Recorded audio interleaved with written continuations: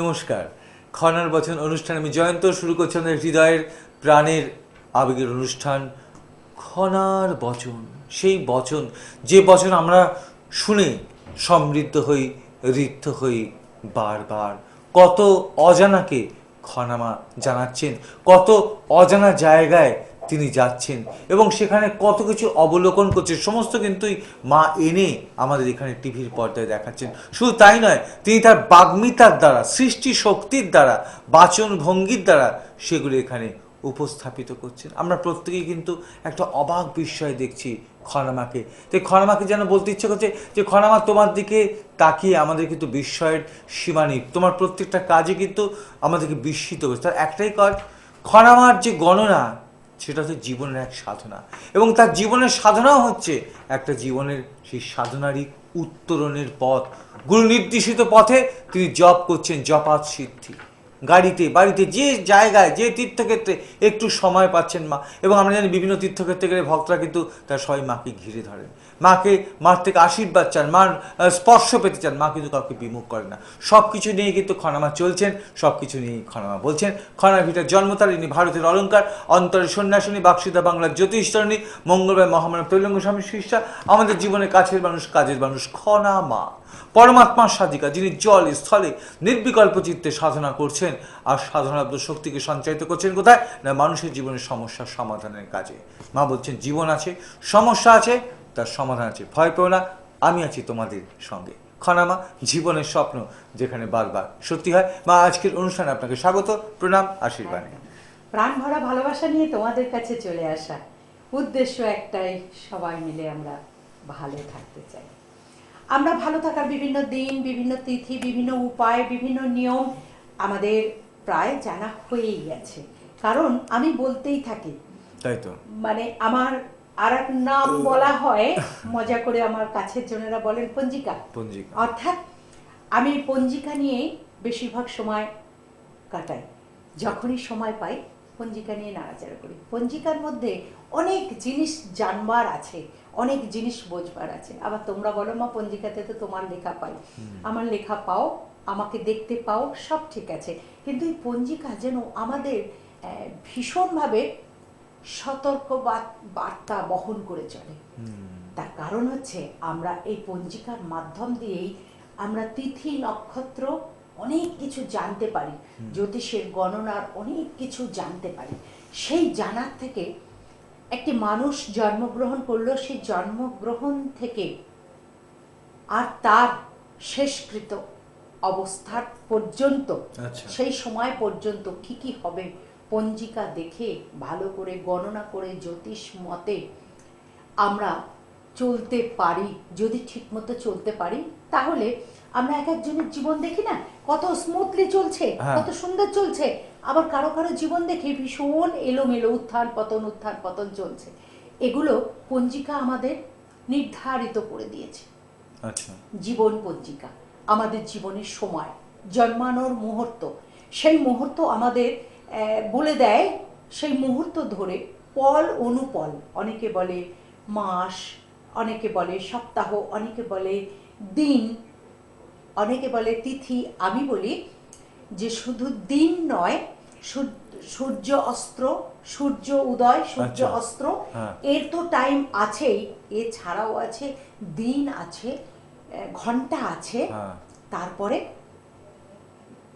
ঘন্টার পরে মিনিট আছে, মিনিটকেও ভাগ করে পল অনুপল, পলকে ভেঙে আবার অনুপল, পল আছে, পলকে ভেঙে আবার অনুপল আছে। পল হচ্ছে সেকেন্ড, পল হচ্ছে সেকেন্ড, তাকে ভাঙা হলো, আবার তাকে ভঙ্গ করে ভেঙে অনুপল।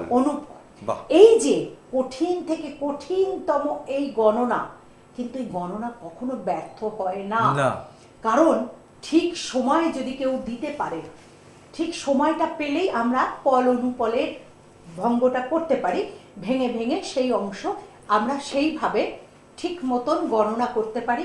আর গণনা করেই একটি জীবন গড়তে পারি সুন্দরভাবে। আয়নায় যেমন নিজের মুখ, নিজের চেহারা সুন্দরভাবে তোমরা দেখতে পারো, বুঝতে পারো, ঠিক তেমনি করে মানুষের চেহারা আমরা দেখতে পারি, বুঝতে পারি গণনার দ্বারাই। ঠিক একই সাধনা।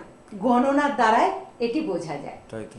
এই গণনা যখন করে তোমাদেরকে দেখিয়ে বলি, হিসাব করে বলে দিই, যখন তোমাদেরকে হাত দেখে হাতের যে সমস্ত রেখা আছে সেই সমস্ত রেখায় নিয়মাবলীগুলো বলে দিই, তখন তোমরা আপ্লুত হয়ে বলো, মা এ তোমার পক্ষে সম্ভব, খনার ভিটায় জন্ম, তুমি খনার অংশ, তুমি খনামা, তাই তোমার পক্ষে সম্ভব। কিন্তু সঠিক জানাটা প্রত্যেকের অধিকার আছে, জানতে পারবে না। এই যেটা আপনি বলেন যে সাধনা, এই যে আমরা যেটা বলি যে খনামার গণনা জীবনের এক সাধনা, এবং এই সাধনায় কিন্তু আজকে দেখুন এই যে বহু জায়গায়, যে দিল্লিতে এই যে আমাদের লিগ্যাল এড ফোরাম আছে, হ্যাঁ আমাদের সেই ফোরামে আপনাকে সম্বোধিত করলেন, সেখানে আপনি আবেগ ঘন ভাষায় আপনার অন্তরের ভাষা ভালোবাসাকে ব্যক্ত করলেন, কারণ আপনি কাজ করছেন বলেই তো আপনাকে ডেকেছে, সবাইকে তো আহ্বান করেন এক একটা সেক্টর, এই সেক্টর থেকে আপনি গেছেন। আবার বাংলাদেশে গিয়ে তিনি বিভিন্ন প্রান্তে আপনার যে শুভানুধ্যায়ী শিষ্য ভক্ত ছড়িয়ে আছে তার সঙ্গে আপনি মিলিত হলেন বাংলাদেশে, এবং আমরা দেখতে পাই যে বাংলাদেশে সেখানে আপনাকে বিভিন্ন জায়গায় সম্বোধিত করা হচ্ছে, এবং আপনি সেখানে আবেগ ঘন দ্বীপ, কারণ আপনি যখনই বক্তব্য রাখছেন, হ্যাঁ সেখানে বক্তব্য যাবে আপনাকে মানপত্র বা সম্বর্ধনা দেওয়া হচ্ছে, এবং সেই দেশের যারা বিশিষ্ট অতিথিবর্গ, লেখক, কবি, সাহিত্যিক, তারাও নক্ষত্র, তারাও কিন্তু বসে আছে। আবার সেই সমস্ত নক্ষত্রের মাঝে আমাদের দেশের আরেক নক্ষত্র খনামা বসে আছেন। তা এটা দেখেই কিন্তু আমাদের খুব ভালো লাগছে, কিন্তু ভালো লাগার জন্য আপনি কিন্তু অনেক সাধনা করেছেন, অনেক জীবনে নিজেকে ভাঙতে ভাঙতে ভাঙতে ভাঙতে তবে কিন্তু গড়া যায়। আপনি যেটা বলেন বা মহাজন সংবর্ধনা দেওয়ার জন্য ডাকা হয়েছিল, হ্যাঁ আমাকে তারা গণ্য করেছেন, মনে করেছেন হ্যাঁ উপযুক্ত কিছু মনে করেছেন, তাই ডেকেছিলেন, সম্মান সহকারে ডেকেছিলেন, আমি সেখানে গিয়েছিলাম। এবং সব থেকে বড় কথা, আনন্দের কথা, আমি সেখানে স্বামীজির কথা নিয়ে বলতে পেরেছি, আমি সেখানে তৈলঙ্গ স্বামী আমার গুরুদেবের কথা বলতে পেরেছি, আমি সেখানে আমাদের কলকাতার কথা বলতে পেরেছি, আমাদের ধর্মের কথা আমি বলতে পেরেছি, এবং বহু বহু মানুষ উন্মুখ হয়ে আমার সেই কথাগুলো তারা শুনেছে। আমি যখন ধর্মের কথা বলতে পেরেছি, আমার কাছে মনে হয় আমি তো আর কেউ না, আমি তোমাদের মা, আমি একজন মহিলা, তো একজন মহিলাকেও তারা সম্মান দেওয়ার জন্য ডেকেছে, এবং সেখানে আমাকে সুযোগ করে দিয়েছে ধর্মের বিষয়ে কথা বলা, তন্ত্রের বিষয়ে কথা বলা, জ্যোতিষের বিষয়ে কথা বলা, এবং মহাপুরুষ মহিষী নারীদের বিষয়ে কথা বলা। দীর্ঘ কয়েকদিন ধরে আমাদের চলেছে সেই সম্মেলনী অনুষ্ঠান এবং সেই সম্বোধন দেওয়ার অনুষ্ঠান, এবং সেখানে আমি গর্বে বলতে পারি সেখানে আমি ধর্মের প্রচার করতে পেরেছি। এবং সবচেয়ে বড় কথা যে খনামা উপস্থিত, অথচ খনামা কিছু বলবেন না, এটা তো হয় না।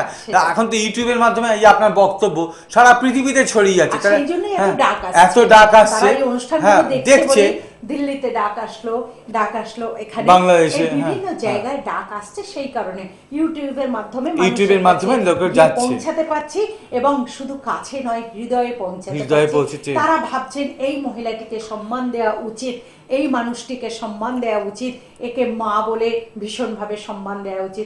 আমার সেখানে খুব ভালো ভালো অ্যাওয়ার্ড দেওয়া হলো, খুব ভালো ভালো আমাকে সেখানে মেমেন্টো দেওয়া হলো, আমি সেগুলো পেয়ে গর্বিত, সব থেকে আমি আনন্দিত।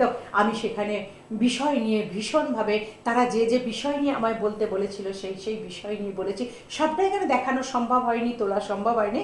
আর আমি ধর্মের প্রচার, আমার গুরু, সব থেকে বড় কথা এটাই হচ্ছে ব্যাপার, যে খনামা উপস্থিত, অথচ আমরা খনামার থেকে ধর্মের কথা শুনবো না, এটা তো হতে পারে না। তাই প্রত্যেকের একটা আবদার থাকে যে খনামাকে তো আমার সম্বোধনা দেবে, তিনি উপযুক্ত, কিন্তু তার সঙ্গে তার মুখ থেকে আমরা কিছু শুনবো। যেমন আমাদের এখানে বিভিন্ন জায়গায় যখন দুর্গাপুজো হয়, কালী পুজো হয়, বিভিন্ন পুজোতে আমাকে ডাকা হয় উদ্বোধন করার জন্য। সেখানে আমি সেই বিষয় নিয়ে কিছু বলতে পেরে আমারও ভালো লাগে, এবং উদ্বোধন করার জন্য এখানে ডাকা হয়। এগুলো সেখানে তারা বলছে যে আপনি তো বিভিন্ন অনুষ্ঠানে, ধর্মীয় অনুষ্ঠানে আপনি প্রবচন, সামাজিক অনুষ্ঠানে আপনাকে দেখেছি, সামাজিক অনুষ্ঠানে আপনি থাকেন, আপনি সমাজসেবী, সেই কারণে আপনাকে সম্মান দিতে পেরে আমরা সম্মানিত হচ্ছি।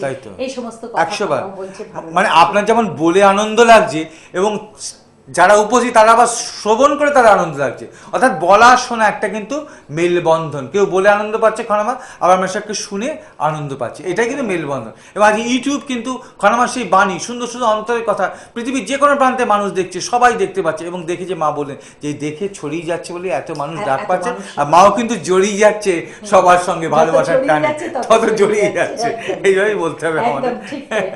ঠিক বলেছে। তো এইভাবে শুধু প্রচারের আলোকে এসে বাহাদুরি দেখানো তা নয়, একটি পুজোর অঙ্গ ঢাক, ঠিক। ঢাক পেটাতে হয়, ঢাক বাজাতে হয়। ঢাক বাজানো পুজোর মন্ত্রের একটি অঙ্গ, কিন্তু ঢাকটাই মূল উদ্দেশ্য নয়, আমি মনে করি 100 ঠিক। মূল উদ্দেশ্য নয়। শুধু মূর্তি রেখে ঢাক পিটিয়ে না, ভালো লাগবে না, তাতে হবে না। তার সঙ্গে মন্ত্রের ছন্দ, মন্ত্রকে মনের মধ্যে আরো বেশি করে প্রকাশ করার জন্য, মন্ত্রটাকে প্রকাশ করার জন্য ঢাকের প্রয়োজন হয়। আরতির সময় ঢাকের প্রয়োজন হয়, ঠিক সেরকমই প্রচারের প্রয়োজন হয়। প্রচার ঈশ্বর নিজে করে দেন, করিয়ে নিতে হয় না। আমার প্রচার করো, আমার প্রচার করো, আমি সব থেকে বড়, আমার চেয়ে বড় কেউ নেই, এমন কটু কথা আমি মনে করি। এমন কথা নয়, কটু কথা, এমন কথা, মিছে কথা বলে নিজেকে বড় করতে গিয়ে নিজেকে ছোট করে 100 বার নিজেরে করিতে গৌরব দান, নিজেরে কেবলই করি অপমান। তো এটা যেন না হয়, সত্যি তাতে অপমান বোধ হয়। তাই কোনো সময় কোনোভাবেই কোনো উদাহরণের সাথে আমি বলতে পারি না আমি পারি আর কেউ পারে না, আমি করব আর কেউ করতে পারবে না, আমি জানি অন্যজন জানে না, এইভাবে করে নিজেকে আমি ছোট করতে পারি না, চাই না, ভালোবাসি না। আমি সবাইকে শ্রদ্ধা করি, সবার মধ্যেই গুণ আছে, সবার মধ্যেই চেষ্টা আছে, সবার মধ্যেই তপস্যা করলে ফলাফল তার ভালো হবেই, তপস্যার ফল ভালো সে পাবেই পাবে। তো ক্রিয়া করো, কাজ করো, কর্ম হবে জয়, তাই তো একদম কর্মফল মিছে নয়, শুভ কর্মে শুভ ফল, মন্দে মন্দ ফল, তাই তো এটি অবশ্যই জানবে জীবনের অতি সম্বল। এই কথা বাণী খুব সুন্দর কথা বলেছেন, শুভ কর্মে শুভ ফল, শুভ 100 কর্ম করে যাও, আপনি আপ শুভ ফল হবে। কোনো জঙ্গলের মধ্যেও সুগন্ধি পুষ্প ফুল ফুটলে তার গন্ধ কিন্তু বিস্তার করতে থাকে। সেই জন্য নিজের প্রচার নিজে করার দরকার হয় না, তার কৃপা হলে আপনি আপ প্রচার হবে, তার কৃপা হলে মানুষ তোমার কাছে আসবে, তার কৃপা হলে মানুষ তোমায় ভালোবাসবে। সুন্দর কথা শুনলাম। এখন বন্ধু, দিল্লিতে অনুষ্ঠিত অল ইন্ডিয়া লিগ্যাল এড ফোরামের যে অনুষ্ঠান হয়েছিল, যে জাতীয় অনুষ্ঠান হয়েছিল, সেখানে টিভি পঞ্জিকায় খ্যাত যুগ যুগ পরিচিত খনামা গিয়ে কী করলেন, কী বললেন, সব কিছুই চলুন আমরা একটু দেখি।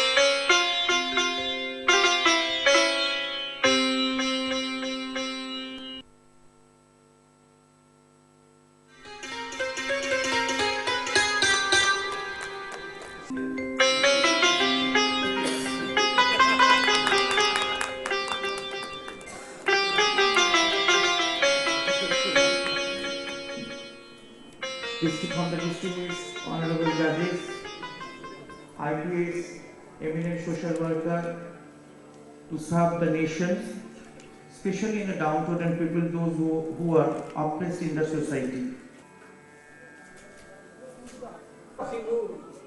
What happened?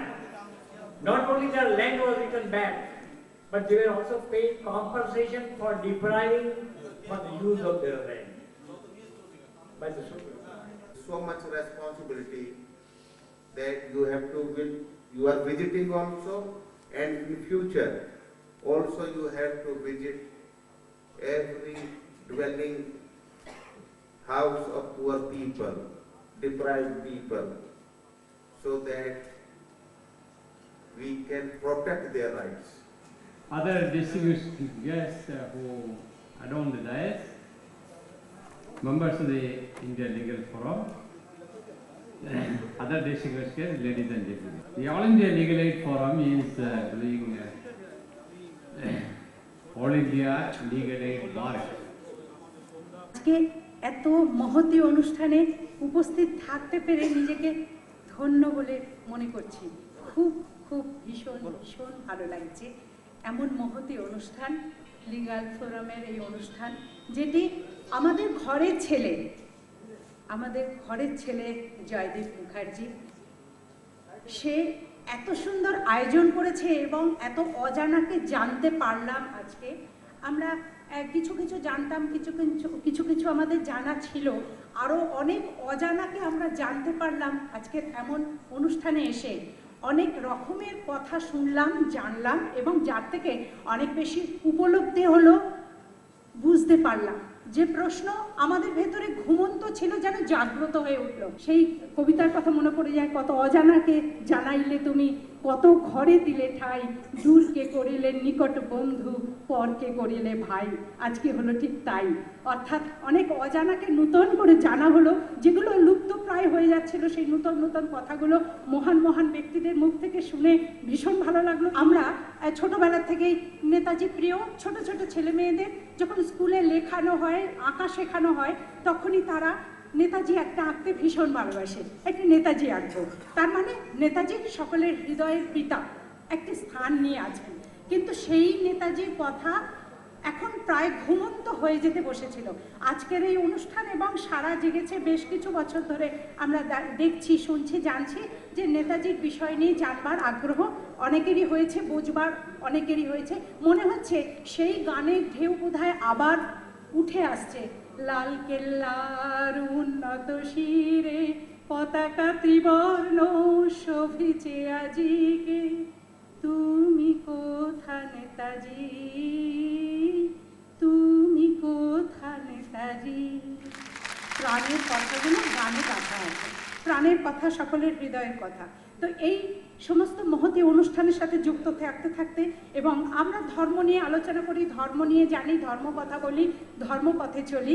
ধর্মের একটি শিখা, উজ্জ্বল শিখা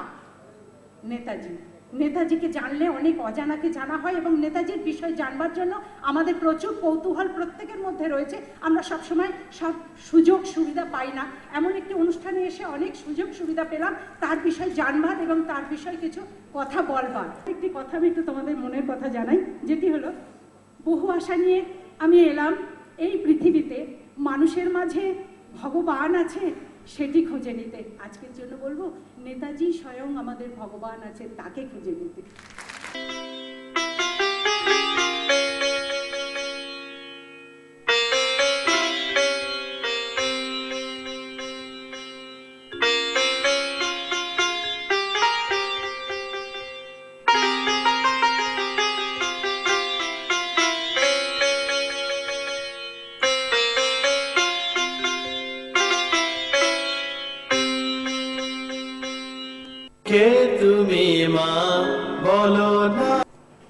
এবং দিল্লিতে লিগ্যাল এইড ফোরামের যে সম্মেলন হলো, সেখানে দেশ বিদেশ থেকে আগত বহু প্রতিনিধি এবং প্রত্যেকেই স্টলওয়ার্ড। অবশ্যই তারা বিভিন্ন বিষয়ে পারদর্শী এবং আমরা দেখলাম যে সেখানে আমাদের বাংলার জ্যোতিষজননী, আমাদের খুব কাছের মানুষ, অন্তরের মানুষ খনামা, তিনিও কিন্তু সেই মঞ্চে উঠে আবেগ ঘন ভাষায় তার অন্তরের কথা ব্যক্ত করছেন, নেতাজি সুভাষচন্দ্র বসুর প্রতি তার যে শ্রদ্ধা জ্ঞাপন করছেন এবং বহু মানুষ তাকে সম্মান জানাচ্ছেন। অর্থাৎ আমি যে কথা বলি যে খনামা যেখানে আনন্দের হাট সেখানে, তাই এখানেও কিন্তু তার ব্যতিক্রম হলো না। বহু মানুষ মাঠ থেকে আশীর্বাদ দিচ্ছেন, কেউ প্রণাম করছেন, কেউ ফটো তুলছেন, সেলফি তুলছেন, এই সমস্ত কিছু নিয়ে উন্মাদনা। কারণ তিনি তো প্রাণবন্ত মানুষ, তিনি কাছের মানুষ, আমাদের জীবনে পরম বন্ধুর মতো, তাই তো তাকে নিয়ে উন্মাদনা। এবং আমরা গর্বিত, আমরা আনন্দিত যে এত বড় বড় অনুষ্ঠানে আজকে মা ডাক পাচ্ছেন, সকলের হৃদয় জয় করছেন। মা কিন্তু বলছেন সবই হচ্ছে ঈশ্বরের আশীর্বাদ, তার আশীর্বাদ হলে সুযোগ তোমার দরজায় চলে আসবে। তাই বলি আমরা ছিলাম, আছি, থাকবো যতদিন বাংলার জ্যোতিষজননী খনামাকে স্মরণে রাখবো। একদম ঠিক কথা, ঈশ্বরের আশীর্বাদ ছাড়া কিছুই হয় না, তার ইচ্ছা ছাড়া গাছের পাতা নড়ে না, তার ইচ্ছা ছাড়া চোখের পাতাও পড়ে না। তাই তার কৃপা দরকার, তাকে ডাকো, তিনিই কৃপা করবে। বহু আশা নিয়ে আমি এলাম এই পৃথিবীতে, মানুষের মাঝে ভগবান আছে সেটি খুঁজে নিতে। তোমাদের সকলের চৈতন্য হোক, তোমাদের সকলের মঙ্গল হোক, মঙ্গলময় ঈশ্বর সদাই তোমাদের সঙ্গে থাকুন। তোমরা সকলে অনেক ভালো থাকো, অনেক ভালো থাকো, অনেক ভালো থাকো। তুমি মা বলো না মা।